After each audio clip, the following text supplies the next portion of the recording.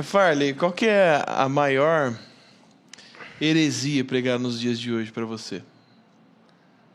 Caramba, mano, que pergunta. Nossa, Os você caras são sentiu aqui? criativos para fazer heresia, né? Mas eu acho que o maior risco para a igreja hoje, cara, é justamente a hipergraça. Ela é a maior ameaça. Por vamos falar quê, assim. cara? Quando você olha o quadro da igreja nos últimos dias, vamos pegar o Apocalipse e vamos pegar as cartas de Paulo.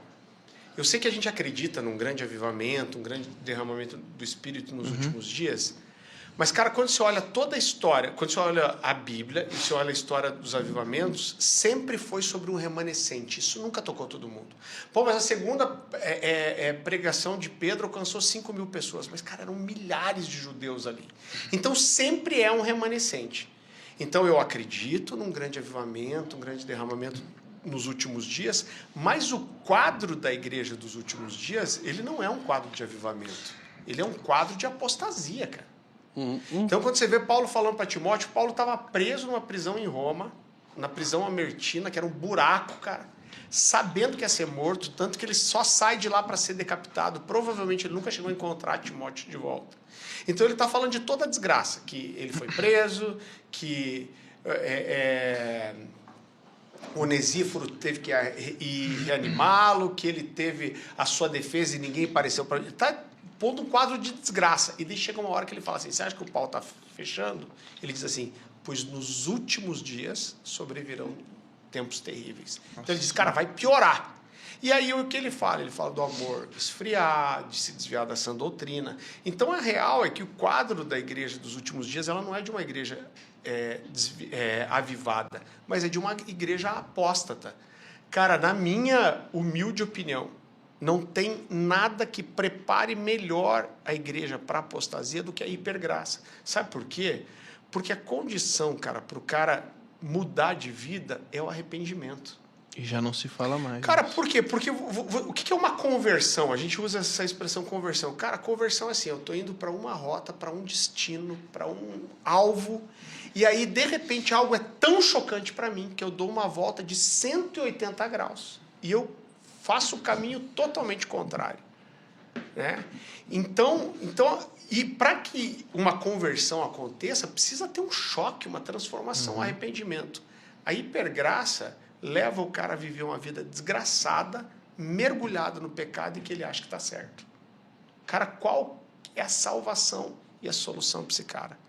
Então o cara está com a vida toda arrebentada, traindo a esposa, todo zoado. Você fala, cara, você precisa se arrepender, consertar a sua vida. Não, cara, Deus me ama. Já ouvi isso. Não, cara, não preciso pedir perdão para minha esposa, cara. Pedir perdão para Deus. E, cara, tá tudo certo. Deus me perdoa, porque Deus é amor, porque você é religioso, você faltou a palavra agora. Esqueci. Conservador. Puxa, esqueci, cara, a palavra. Faltou. Então, é a pior condição, porque esse cara não se arrepende, cara. Sim. Né? Então, se esse cara não abre os olhos dele para falar, cara, tá tudo errado, eu preciso mudar a minha vida. Cara, não tem... E é o lugar que o diabo quer esse cara. O cara tá dentro da igreja, cumprindo alguns protocolos, com a vida totalmente ferrada, achando que está em Deus, cara, não precisa fazer isso. Não, é só deixar esse cara seguir o destino dele. Exato. E eu vejo, assim, a igreja mergulhando nisso. Eu lembro que, cara, eu imagino que isso tenha sido em 2006, mais ou menos. Eu fui numa livraria evangélica e eu lembro que um amigo meu era gerente. Eu falei assim, cara, me diz o que mais vende aqui hoje. Ele falou, cara, nesse momento tá fácil. O livro que eu mais vendo é esse aqui. E ele pegou o Evangelho Maltrapilho do Brennan Manning. E eu lembro que eu falei, vou levar esse livro, quero ler. E, cara, eu vou te dizer, o Brennan Manning escreve muito bem. Eu chorei lendo o livro do cara. Sim. Mas quando eu terminei, eu falei, cara, isso aqui é perigoso. Porque é só o amor de Deus, o amor de Deus, o amor de Deus te ama, você tem que confiar no amor de Deus, porque é o amor de Deus. Eu falei, o cara não mostra nenhuma vez o outro lado da moeda, cara. Sobre eu amar a Deus, sobre eu me comprometer com Ele. E eu lembro que eu voltei para a livraria evangélica, eu mostrei para o meu amigo e falei, cara, essa mensagem aqui vai varrer a igreja nos próximos anos. Isso aqui é um veneno, cara. Isso aqui vai se espalhar de um jeito. Eu achei que você ia falar do Joseph Prince. É que o Joseph Prince veio depois, né, cara? Então o Joseph Ele foi o Prince... escândalo da graça? Não. É, o escândalo da graça. Ele é o papa da hipergraça, né? Uhum. Então... E, cara, é um cara que escreve bem, que constrói bem e fala muitas verdades. Agora, esse que é o risco, né? De caras como o Caio Fábio, por exemplo. Que é um cara que fala muitas verdades e no meio, cara, ele coloca o desvio doutrinário. E o cara engole tudo com farinha, né? Porque nós temos uns amigos aí que falam muita besteira, né, cara? E é tão ruim que você vê fácil. Né? Não dá. Agora, pra mim, o cara... É mais amigo teu do que meu. Mas... o cara... Olha aí, ó. Não é meu colega, O cara tira o corpo. A cara do Parla foi muito boa. Não, conhecido. Eu trombei um dia, assim, na conferência do corredor. Na verdade, nem amigo não era mesmo. Mas é tanta bobagem que fica fácil. Eu até brinco, né, cara? Não se fazem mais hereges como antigamente, né? Porque cara, os caras eram bons, cara. Não, era Construído. construído. Te dava até você deixa eu falava pesquisar. assim, cara, tá errado, mas eu não sei direito onde, né? Vou ter que gastar uns dias estudando aqui. Tá né? errado, mas eu não sei o que é. Agora tá muito fácil. Meu Deus. Mas cara, isso a igreja abraça isso muito fácil, né? E eu lembro que um dia eu preguei uma mensagem, cara, na igreja, estava cheio. É uma mensagem chamada pelos meus frutos me conhecerei, que fala de você olhar seus frutos e descobrir quem você é. E, cara, eu regaço a hipergraça nisso também. Falo de pecado. Aí os amigos meus me falaram que diz que no meio da pregação levantou umas senhoras, cara. E saíram braba, batendo o pé. E ele ouviu a conversa delas. A gente vem para a igreja para se sentir bem e daí fica ouvindo essas coisas só para se sentir mal. Não vou mais vir aqui. Mas olha o conceito. Não, eu vou para a igreja para me sentir bem. O Luiz Hermínio que fala, né? Que a boa mensagem não é aquela que você sai feliz, que você sai feliz com o pregador, mas aquela que você sai triste com você mesmo. E esse é o poder que a palavra tem de te confrontar, de te alinhar, de te transformar. Agora, quem quer isso, né, cara? Mano, eu puxei Joseph Prince aqui. Aí tem um livro aqui dele já de cara, assim, A Revolução da Graça. Olha aí embaixo. Experimente o poder de viver livre da derrota. Cara, e tem até algo que nos entristeceu nesse tempo recente por causa de uma grande igreja referência no mundo todo que tem surgido muitas coisas a respeito, documentário e tudo mais, e deixa a gente triste, cara, porque tudo que a gente vê aponta que os caras realmente abraçaram essa teologia, abraçaram essa causa dessa doutrina. Se é de quem eu penso que você está falando, é uma igreja que abraçou a doutrina do Joseph Prince. E, cara, eu vou te dizer, você vai dar fruto de acordo com a sua doutrina. Exato. A sua doutrina, cara, porque ela é o prisma pelo qual você enxerga, cara. Ela vai frutificar de acordo com a doutrina que você acredita. Né? Então não tem como você, cara, ensinar que na verdade, Deus te ama, cara. E o que você fizer não importa para Deus, que é o que o Brennan Manning ensinava, por exemplo. Cara, quando você olha para a história dele, primeiro que até onde eu sei ele nunca foi protestante, né? Ele era um sacerdote católico, né? Aí ele deixou a batina para casar. Cara, foi e voltou no alcoolismo a vida inteira, sei lá quantas vezes. Deixa bem claro isso nos livros, né? Então, eu vi um vídeo dele que ele tá pregando no lugar e ele fala assim: olha, eu tô convencido de que quando eu estiver diante de Deus, a única coisa que Deus vai querer saber de mim é se eu confiei no amor dele. O resto não interessa. Caramba! Cara, com certeza tem isso na internet ainda. Cara, quando você tem uma doutrina dessa, cara, que tipo de fruto você vai dar? Tipo, não importa para Deus. Deus não tá nem aí, né? Agora, cara, como isso mexe com o amor de Deus, inclusive. Porque vamos pensar pelo outro lado. Não, Deus me ama, então ele perdoa toda a presepada que eu faço com a minha esposa, traindo ela. Cara, mas e o lado da esposa? Que Deus de amor e justiça é esse que o marido pode fazer o que quiser e Deus não se importa com a justiça? Vamos pensar assim, cara, eu sou pai de 2 meninas. Eu amo minhas filhas. E se alguém vier abusar delas, eu vou falar, não faça isso. Mas se você fizer, tá tudo bem também. Eu vou te perdoar. Cara, que amor é esse? Que não É o amor defende. só por quem abusou e o amor por quem é abusado. Então, o amor de Deus, ele é completo, cara. A justiça de Deus, ela é uma das faces do amor de Deus.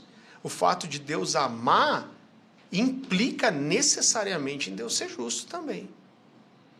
Agora você começa a perder todos os parâmetros, né? Então, tipo, poxa, você arrebentou o cara lá que baixou em outro menino na sua igreja. Cara, mas não é só ele que eu tenho que amar. Eu tenho que amar quem foi assediado.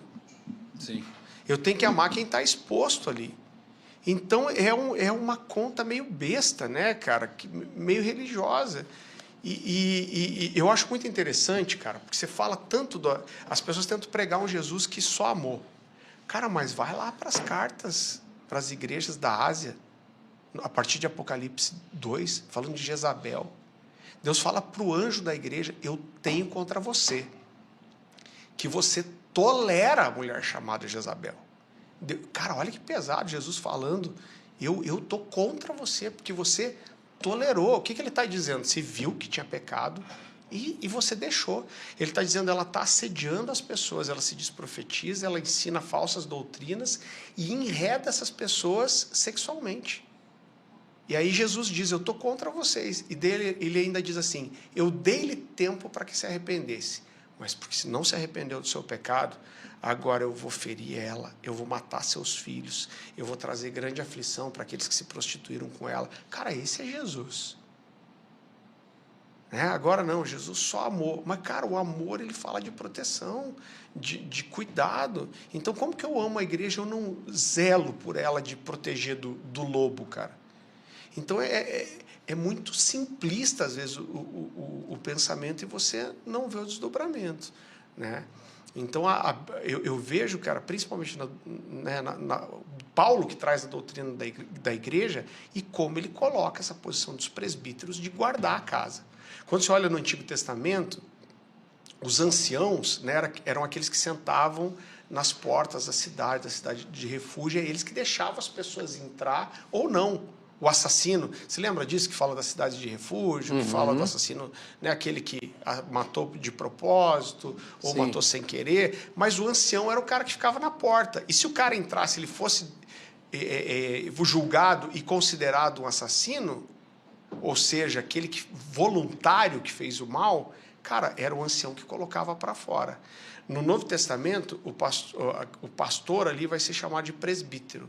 O presbíteros no grego é o ancião, é o mesmo papel. Então você zela pela casa, e esse zelo fala de amor. E o zelo, às vezes, é tirar alguém da comunhão. Depois Paulo vai falar assim, ele fala, olha, eu já falei por carta que vocês devem expulsar o fulano de tal do meio de vocês. Ele está falando de alguém que se relacionou sexualmente com a mulher do pai. Não a mãe, com certeza uma madrasta. Ele diz, quando vocês estiverem juntos, façam como se eu estiver aí e expulsem do meio de vocês essa pessoa. E ele diz, eu já entreguei o corpo dele para Satanás para que de alguma forma talvez o espírito seja salvo. O que ele quer dizer? O Alexandre lá. O mais alto nível de repreensão é a quebra de comunhão. Mas até a quebra de comunhão tem como objetivo fazer a ficha cair para o cara. O que Paulo está dizendo? Vamos tirar esse cara da comunhão, vamos tirar a cobertura.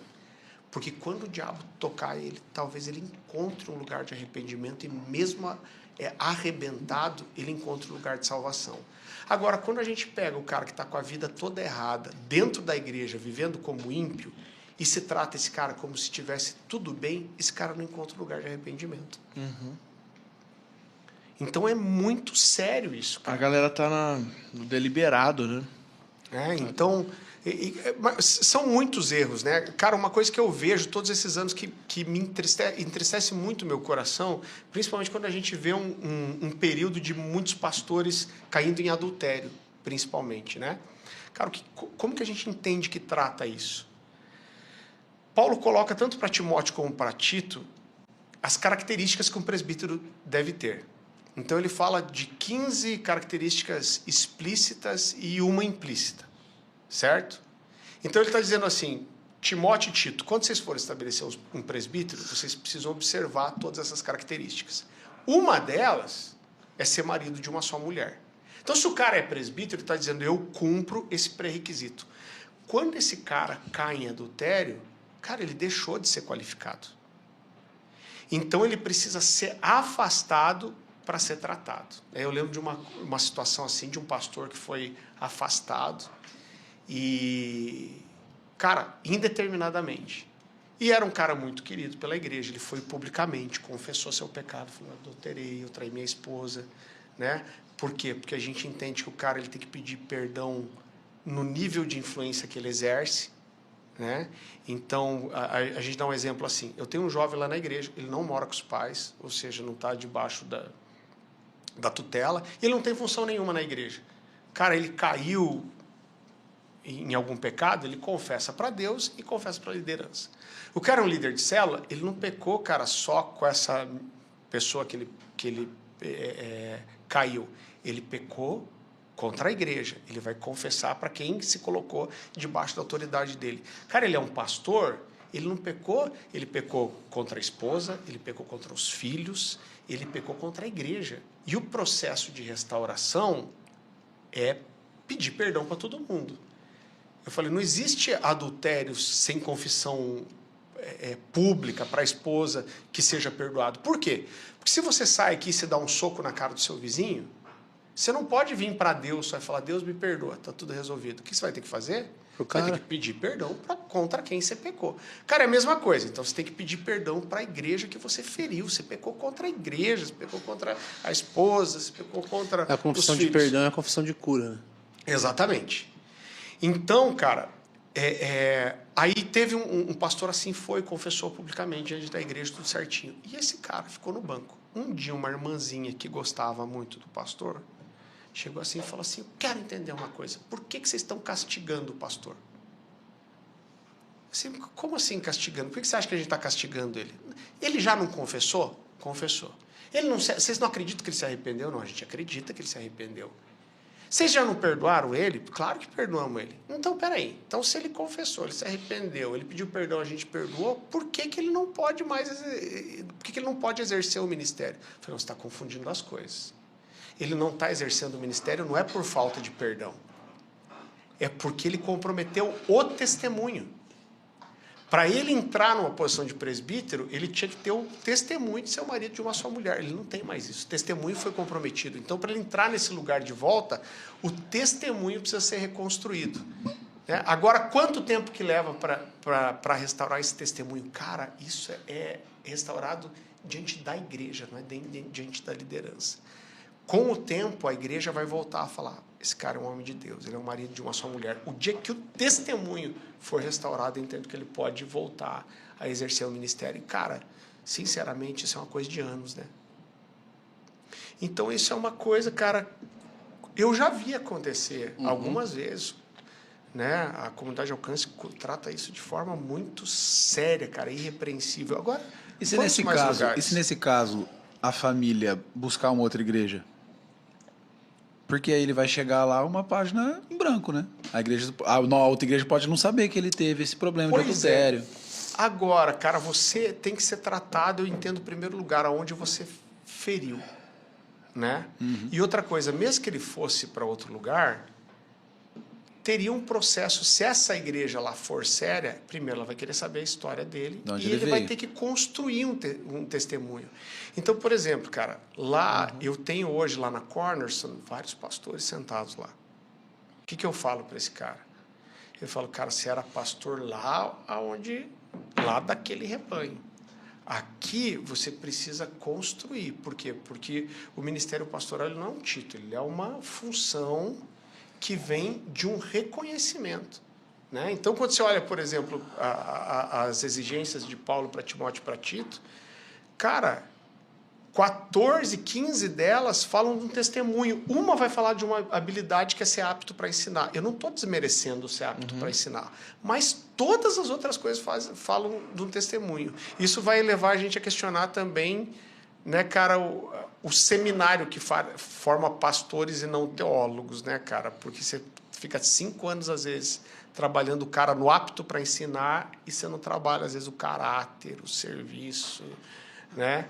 Então, cara, qualquer igreja séria eu entendo que vai entender esse processo que o ministério pastoral é o reconhecimento firmado no testemunho. Muito bom.